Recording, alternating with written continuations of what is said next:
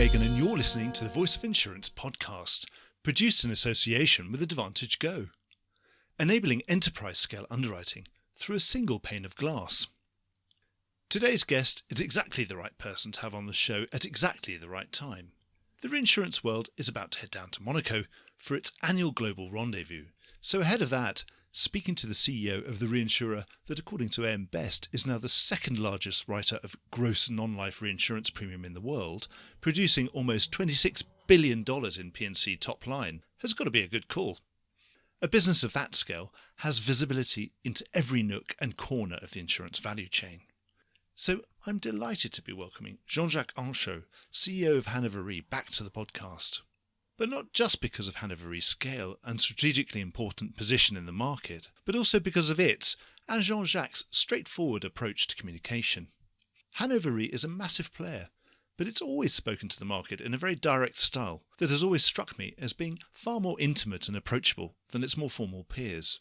I think that reflects the down-to-earth, no-nonsense nature of this still fast-growing and high-performing business, and it makes for a very valuable listen. You'll be able to hear all of this for yourself in just a moment, but from this conversation, I think we can expect a much less dramatic and far more stable renewal season than the radical and revolutionary one we've just had. Jean-Jacques calmly answers all my questions with no omissions or deviations, and exudes all the smarts, coolness, stability and continuity that all cedents are really buying into when they seek out a major reinsurer like Hannover Re's support. In fact, I don't think I've met a CEO yet who best personifies his own company's brand. Hear for yourself. Enjoy the podcast. Jean-Jacques, welcome back to the Voice of Insurance. Thank you very much. The third time, if I'm not mistaken. I think so. Yes, absolutely. Well, thanks so much for giving me the time. And we're doing this chat a week after your results. And this is going to come out just before Monte Carlo. So I'm going to use this as a bit of a scene setter before Monte Carlo. In those results, your H1 results, excellent results as usual. Certainly my impression was that you were using these strong market conditions to be more selective. I mean, some CEOs would say that the message would be growth, growth, growth. With you, it seemed to be the message was more selective. You were going to be using this market to improve your bottom line rather than your top line necessarily. That's a fair summary, Mark, of what we tried to do as the January 23 renewals were negotiated. There were a few considerations. The first was very much that prices and terms had to adjust. So we were forceful, but also partnering with our clients to find a good way to adjust the terms. One aspect which we noticed was the fact that proportional covers were becoming less attractive than non-proportional covers. So we had a tactical shift towards non-proportional business, which had an impact on the top line, which is not of great importance to me, but led to the perception that we were not very much focused on growth. I think when you look at the expected bottom line, there is continuous growth in the numbers. So I was very happy about it. But it's fair to say that we challenged our underwriters to really look at their own portfolio, look at expected profitability, look at track record, and be challenging when the returns were not sufficient to really meet our targets. So there was a bit of an impact, but I think the main impact was the shift to non-proportional business. And about that shift from proportional, because I think perhaps at the earlier stages of this harder market, it was easier to do more proportional because you could get that rising tide from the primary market. So now you're saying, is it that the underlying insurance conditions aren't so good, or is it things like commission, ceding commission, that kind of thing that aren't so good? What's about it that's made it less attractive? Yeah, there was a bit of both, Mark. Clearly, we could see that the cycle was a little bit different in the primary space. And the big question was, how successful can our clients be in managing inflation? So clearly, this was one of the triggers for the decision-making, but the cycle was moving to an end. In some cases, we felt the terms were not sufficient. And for that reason, we retrieved a bit of our capacity. And is there any bifurcation there between casualty and property? Is it the casualty proportion you're less enamored with? Well, there was also some short tail business, proportional short tail, which was not attractive to us. It was not really so different. But it's true that when looking at price adequacies, we feel that generally the property segment has had the most significant correction and is in a better spot. When it comes to some of the long tail business, there is a way to go. Litigation finance is a big topic in the US. Is preoccupying, and that's why we're really diligent and didn't want to grow too much in some of the lines of business. And so that move to non-proportionate, you feel you're more in control of your own destiny about where your attachment point is?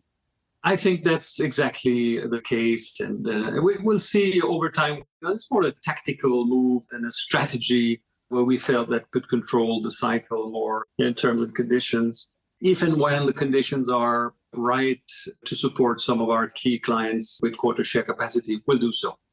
We last spoke at Monte Carlo last year. And of course, we've had that big reset since you spoke. Yeah. Obviously, that was when I was talking to everybody. We were talking about this feeling that we finally were, as a reinsurance industry, going to see a big reset. So presumably you must be much happier now than you were then, even though obviously you're always looking to optimize and always looking. So presumably, in general, rate adequacy is better than it was this time last year, I presume. It's much better. We showed our numbers at mid-year, and also the whole market could show that outcome. So we're quite happy about where we are. I think the short tail lines have good price adequacies. I think the fact that retention levels are a bit higher, particularly in the US, is playing a role, although this was a reaction from the clients. So I'm much happier today than I was. But the year is long, as we always say in reinsurance. This is just before Monte Carlo, and a lot of things can happen. We have still inflationary trends. We still have war and geopolitics with huge uncertainties. We have climate change, which is an ongoing topic, looking at wildfires as one of many examples touching our industry. The disaster in Hawaii, which was really tragic, very sad. These are very big topics which are not going away anytime soon. And that's why we need to work with our customers to make sure we tackle these exposures and we have the right price, the right terms going forward. But clearly, compared to last time we met in Monte Carlo last year, I think we're in a stronger place with a better outlook. Yes. And looking at that outlook, looking at the H1 results, Q2 results, certainly the common theme would be that most observers would say that they can see strong reinsurance market conditions well into 2024 and maybe even beyond. Are you of that opinion that the market's going to stay strong? I am convinced the market will stay strong. We have a disciplined market. We don't have a disruptive market, but all the players like Hannover Re are really cautious on managing their exposures.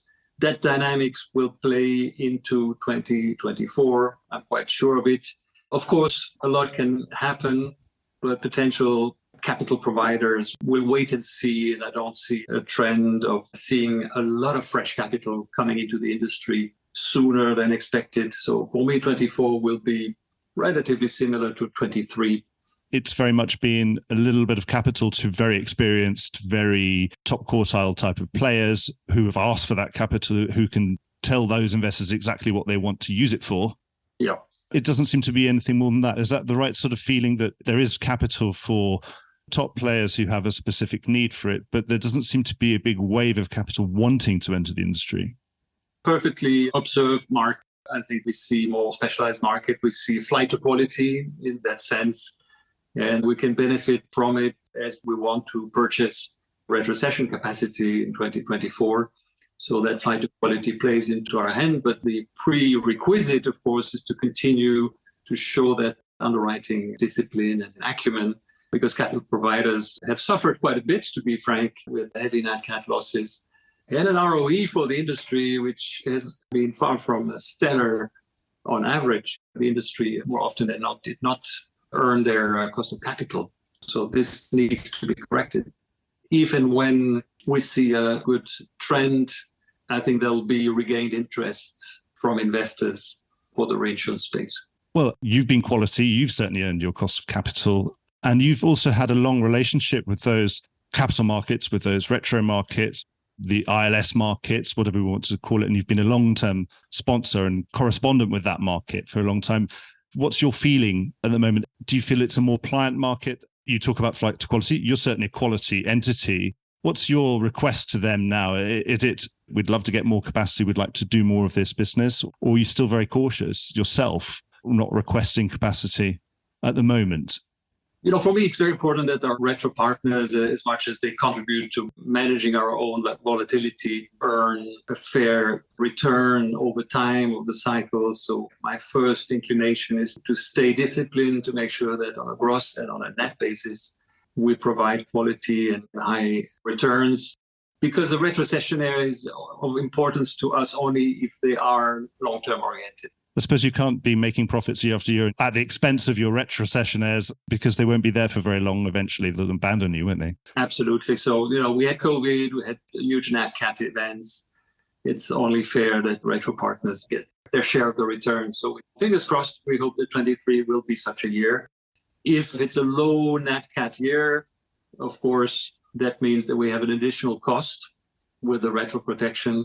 But that's okay. I can live with that kind of underperformance once in a time. I suppose they want to get some money back after quite a bad decade, should we say? Absolutely. And then let's face it, on the underlying, yes, we're talking about wildfires in Hawaii that we would never have talked about 10 years ago. It wouldn't have occurred to us that this would be something that would be in the low single-digit billions and a loss that came out of nowhere. But the world has changed. Something that came out of your results, and I'm quite nostalgic. There was a time facultative reinsurance was a big thing for all of us journalists. We ended up starting different facultative reinsurance magazines and things. So I've got my own personal nostalgia about this. But so when I see the word fac or facultative in results, I think, well, yeah, particularly in the context of a hard market. And again, talking about tactical. And I suppose there's nothing more tactical than facultative reinsurance. Looks like an interesting opportunity. If you could lay out what you see that opportunity for facultative being at the moment. It seems to be in a very golden period at the moment. Sorry to interrupt in mid-flow, but this is just a reminder that you could be advertising right here, right now, and getting your message directly into the ear of key decision makers in the insurance industry. And you'll be doing it while they're absolutely in listening mode. The Voice of Insurance has just run through 300,000 downloads. If each of those had a 60-second ad in them, that would make 83 hours of talking to the industry for a fraction of the cost of alternative media. The podcast is the medium of the future, and so is audio advertising. Contact me on mark@thevoiceofinsurance.com, and I'll do everything I can to get you started. It has fared very, very well, and I'm also nostalgic about fact because I started my career in fact underwriting many years ago. But clearly, this is a way for clients to manage their portfolio.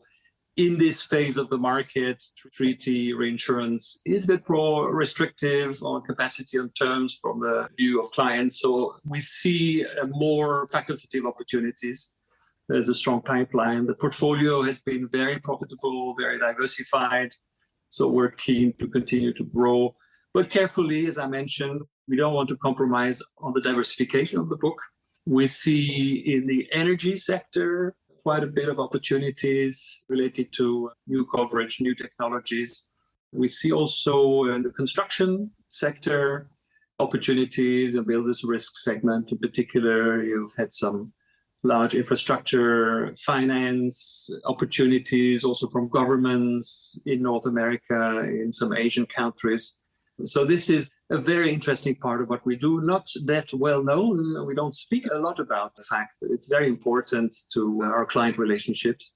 And it's one of the very profitable segments we have at P&C. Again, I suppose it's very broker-led, but something you can offer a client. If you've got a more restrictive view, perhaps overall on their treaty, then you can say, well, you can still talk to our fact team. You still have capacity, but it's in a slightly different way of packaging it. Absolutely. And I think there is a good level of dialogue on individual risks, and the clients do appreciate the advice and the feedback we get on how to structure deals and, of course, how to price them. We're very happy to work closely with our clients on facultative. And I suppose with facultative, you get the individual risk information that you require to really understand. Exactly. As we move out of some of the layers which are closer to the primary risk in treaty, facultative is becoming much more important in terms of still feeling the pulse of the primary market. Otherwise we're too far. Yes. So fact is bound to gain in importance for us. Excellent. Okay, we shall look forward to seeing that as it comes through. What about casualty? We've already mentioned this a little bit earlier. I was talking about maybe a bifurcation there. Are there worries there? Obviously, we've seen a return to competition, but those are often in classes that have had very big corrections. So overall, are you still happy that there's adequacy, but you're more cautious because underlying rates are coming off? Yes, it's always concentrated on the US. Frankly, that's the market where you have the huge capacities. That's the market where, as I mentioned earlier, you have significant systemic problems with litigation finance becoming a huge phenomenon, and class action court cases, which lead to aberrant outcome and huge numbers. So we need to be very, very cautious. We have been very diversified across the United States. Across clients, we tend to favor smaller clients. We're not into the top risks, Fortune 500 risks. We're not into the tougher classes like commercial auto or D&O for publicly listed companies. So I think we're okay because of the diversification and caution. The problem is the growth potential in casualty in the US specifically would require much more than what we see in terms of price increases and improved terms. It's not enough yet. It's not enough. And that's the barrier to grow for us. So we want to grow exponentially in US casualty as long as we cannot address these systemic problems. So it's that rate. If the rate was there, you might be more excited, shall we say, about it. It's hard to be excited given the current trends, to be frank, but I think that would be a first answer. We would need to look into some of the terms and conditions. But it's really about the fundamental risk pricing. Exactly. And we need to understand some of the emerging exposures. There are always new topics emerging, so we need to make sure we master that. A lot about portfolio steering, portfolio management, make sure we're not overly exposed in the segments. But so far, so good. I think I'm fairly happy, but we are cautious. That's a fair statement. And talking about surprises, something that was a surprise since we last spoke, probably came at the end of last year. You had an impact from what was called deemed hospitalization cases. This was COVID-related losses where I think people who were resting at home were deemed by a judge to have been hospitalized, and therefore they could trigger an accident and health policy that they had that would pay out on hospitalization, even though, of course, they weren't actually hospitalized. But I suppose because of the exceptional circumstance of COVID, they were deemed to have been. For something that surprised me as a journalist, as soon as I saw this from you, I thought there's going to be read across to everybody else because, you're all in the same boat. We're all in the same boat as a reinsurance industry. I thought this is going to be a new shock that we would have to deal with. Have you been surprised that we haven't really seen it across the board? I suppose I haven't seen those same words appear in other people's language. That's fair to say that the usual incumbents in the reinsurance space were not as exposed as we were. So it's a combination of regulatory risk with that new definition of what a hospitalization is, and the fact of being relatively overexposed in a certain segments. These were geographies, Thailand in particular, but also Taiwan, where it was impossible to exclude COVID-related cases, and it resulted in a large loss burden to Hannover Re. The fact that we're not with the usual peers is another indicator, unfortunately exposed, that we should not have overexposed ourselves in that segment. That's business, isn't it? With hindsight, you think, well, wish we hadn't been so exposed. Absolutely. Yeah, but it's a social contract. I suppose if they change the rules of the game, that's the risk that we all run as insurers. We rely on legal contracts and the law to uphold the contract. And if it changes, I suppose then the game changes. Yeah, I think we need to look at this kind of scenarios where there's a change, as you say, of the social contract, change of perception of what insurance should provide. COVID on the non-life side showed at the time, particularly in Europe as well, that the legal obligations can be interpreted from a societal viewpoint. And that led us as an industry to pay for losses which were not meant to be paid by the contract. But society's wish, channeled through politicians in particular, was too powerful. And I think that's something we need to reflect on generally. If political decisions are more important and supersede the legal commitment, that's a risk we need to incorporate in our thinking. It's a part of the game of insurance ultimately, isn't it, at the highest level, that it is a social contract, and that sometimes changes, but then you have to be able to reprice or you have to re-underwrite on the new rules, on the new information that comes through. Exactly. The problem is that, the intuitive reaction from the industry will be to reprice and or to install some limits or to exclude. And long term, it can't be in the interest of society to proceed by exclusion. I don't like to see protection gaps, whatever the line of business, because it shows that the insurance industry has not been able to contribute to a loss. On the other hand, if we want to be part of the solution, whether we talk about COVID exposures or NatCat, we need to be able to have the right price. And society needs to accept that there is a price for risk. And if you want the price to go down, you need to work on prevention and mitigation. There's no secret around it. So a big discussion point beyond, what we will be talking in Monte Carlo. But that notion of a social contract is rather sensitive these days. We need to play an active role in the debate and make sure that people understand what insurance is and what it is not. It seems a shame, particularly when you're talking about protection gaps, that we're talking about some fast-growing emerging economies, of course, which have larger protection gaps than the slower-growing mature economies. Exactly, yeah. In fact, it's probably a good time to talk about net zero insurance alliance. Again, we're really in the same position, I feel, that this social contract of where politics and insurance are interacting and we're kind of bumping into each other quite hard. I think as insurers, we would like to be above politics or away from politics. But of course, there's nothing we can do about it. We're a fundamental part of society and politics will come and find us, even if we try and avoid it. Since we last spoke again, this net zero insurance alliance has more or less collapsed. It's difficult to say whether it's officially collapsed or not. There was political pressure, it seems. It was a political debate about climate change and about what to do about it. What should we do now as an industry? How should we respond to this? What can we assemble that is not something that could be attacked in this way? And just for the benefit of listeners, the Net Zero Insurance Alliance has been attacked on the basis that it was potentially an antitrust issue, a potentially anti-competitive cartel-like situation where insurers were all collaborating together. That was what was alleged. I don't think for a moment that that's what it was, but that's how it was being attacked by those people who were attacking it. What can we do now to create something that won't be attacked on that basis? It was a difficult one because it doesn't change the long-term orientation when it comes to how we want to tackle climate change, how we want to make a contribution over time. And we entered that alliance at the time to be able to learn and to develop new methodologies on how to measure the impact in terms of CO2 emissions of our business. This is absolutely nothing to do with cartel type of arrangements. The problem is that regulators and policymakers and politicians have very different views, particularly between the European countries and the United States. And there is fragmentation in how to tackle these problems. And rather than engage in many court cases in the US and have all our lawyers involved in an unnecessary discussion, we felt the tactical move would be to refrain from being exposed to this legal risk. But the essence of what we're trying to achieve does not change.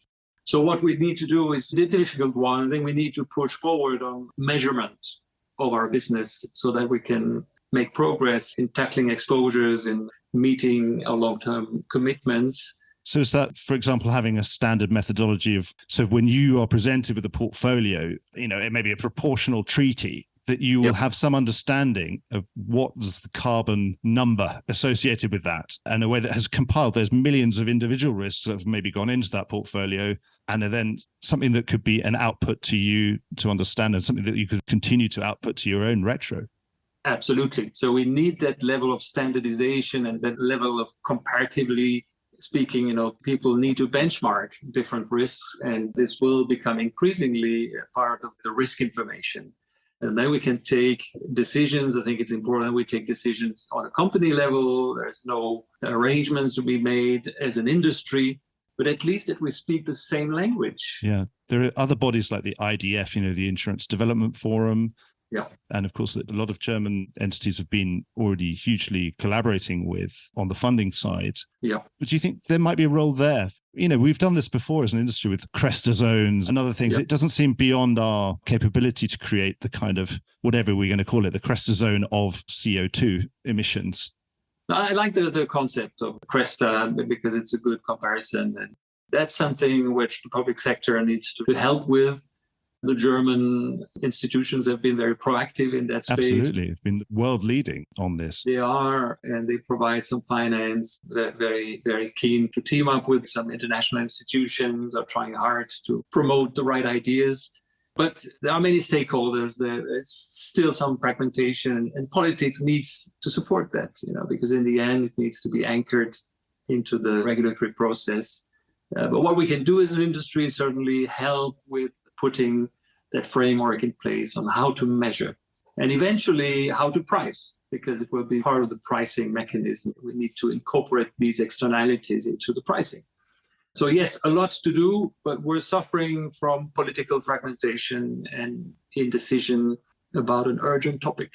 Well, we've got COP28 coming up, so perhaps that'll be something we can organise when we're there and when we've got all the governments in the room, and so get something they can all agree on. And then little attorney general in one single state somewhere can't say anything about that. If they're being superseded by an international treaty or something, we'll see what we can do. Yep. Something I want to ask about, it's been a very busy time for Lloyd's, a golden time for Lloyd's, I'd say, in its 330-year history. A lot of growth. And obviously you're in Lloyd's with Argenta, and we talk about Hannover Re, such a big organisation. I'd like to ask you specifically about Argenta, about how that's going. That's a purchase you made quite a few years ago now. And how are you viewing it as part of your portfolio? We're quite positive about Argenta. The phase with COVID was quite heavy on the company. We had some NatCat burden, but the team is doing a very good job in restoring profitability, improving the numbers, being selective on underwriting. I met them a few weeks ago and feel they have the necessary focus. So we're very happy about the franchise. What needs to be mentioned is that we are quite a big contributor to the Lloyd's market generally as a reinsurance provider. And the Lloyd's team has done a fantastic job in pushing the agenda for digitalization, for tackling the cost problem of the Lloyd's market, but also pushing for profitable growth. And their efforts are bearing some fruit. They are helped by the hardening of market terms, of course. But I think the Lloyd's market is heading in the right direction, and we're very happy to remain a strong contributor and an interesting player across the board in London. So Argenta is a good way to capture maybe some risks which we might not have access to with other cedants. And it's an opportunity also for us to learn about new exposures, about new topics. A bit of an exception to the rule. We're a pure play reinsurance provider. Yeah. But I think it fits very well in terms of underwriting philosophy and mindsets, and results going to improve over the next few years. It's partly a way that you can experiment with some of the new lines of business that are perhaps better developed when you're in a consortium, when you're in a syndicated kind of situation, which is the sort of thing, obviously, which can happen very quickly at Lloyd's with brokers spinning up big limits for new products. Absolutely. So again, we were talking about fact in that sense. For the London market, Argenta is a good way for us to get much closer to the original risks and foster our understanding and improving our methodologies. And again, so in general, the way that you view Argenta, it's a way of accessing some of the risks that you just couldn't access otherwise, or you'd be only accessing it from another step removed at the very least. Absolutely. Yeah. We've had a good discussion. You've been quite concise, actually, because we only had 45 minutes penciled in, but we've got a bit more time. What's your message ahead of Monte Carlo, for example? I mean, often people work on some kind of message. It sounds like you're certainly very much open for business, but you want to have a very close look at what that business is. Yeah, absolutely. I think my message, and we haven't talked with the team on the essence of the message yet, but for me, the ingredients are first, that we are indeed up for business. We are a partnership-oriented company, and we want to partner with our clients. We want to make it sustainably attractive and profitable for both sides. I should say the three sides, if I include the retrocession market. And we want to show that we're a relevant industry, and that relates to these protection gaps and the need for us as an industry to look into these protection gaps, understand the reasons for this, and provide constructive solutions. Sometimes it might be price increases in terms and conditions. Sometimes it might be related to how to structure risks. But I think we need to show that in an increasingly volatile world, a very complex world, we are a very relevant industry. And relevance means innovation, means thinking through emerging risks and trying to provide solutions, as opposed to having exclusions all over the place and saying we need price to increase. It's, of course, prices need to increase, but I think it's more important that we, as an industry, show relevance in a very uncertain time. Yeah, and when you're talking about partnership, that's just a reiteration of your philosophy is presumably you want to find good partners and stick with them, and they can do a lot of growing for you if you pick the right ones, of course, the ones that grow profitably. Absolutely. The more important decision for the underwriter is pick your partner. That's the most important decision. This is driven by the underwriting quality of the team and the sustainably profitable value proposition. But when you've made up that choice, then you should stick to the client and partner and help them, grow with them, manage issues together. That's the essence of the reinsurance. We are not a transactional industry. That's not who we are, and we need to show partnerships. But it comes with a price, and the price of risk is really what reinsurers are able to do, is give a price to all potential and existing risks. So at Monte Carlo, your teams are all there. They're looking forward to starting some new relationships and deepening the ones you've already got. And long may it continue. Absolutely. That would be a good conclusion. Excellent. Well, thank you so much, Jean-Jacques. I don't think we've got time in Monte Carlo because I think you're extremely busy. I'll leave you to it and we'll catch up at some point in the future. Thank you so much for your time today. Thank you very much, Mike. It was a pleasure. Well, I hope you enjoyed today's episode. If you did, don't forget to subscribe or leave a like or a review or recommendation on whatever podcast platform you used to access this program. These really help get the word out. Before we go, just a quick reminder that advertising slots are available here and in other places in the Voice of Insurance podcasts. Podcasting is the fastest growing medium and attracts a high quality audience of key decision makers. It's also an intimate medium where you, the listener, are right in the room with me and the interview subjects. Needless to say, that means it's a great way of getting your message out directly to an audience because you know you've got their full attention. It's also very cost effective. So get in touch with Mark at thevoiceofinsurance.com to find out how you could be speaking directly to the industry. The Voice of Insurance podcast is produced in association with Advantage Go, enabling enterprise-scale underwriting through a single pane of glass. Voice of Insurance is produced by me, Mark Gagan. Music was written by Anna Gagan and produced by Carlos Gagan. Check out more podcasts and written comment pieces at www.thevoiceofinsurance.com.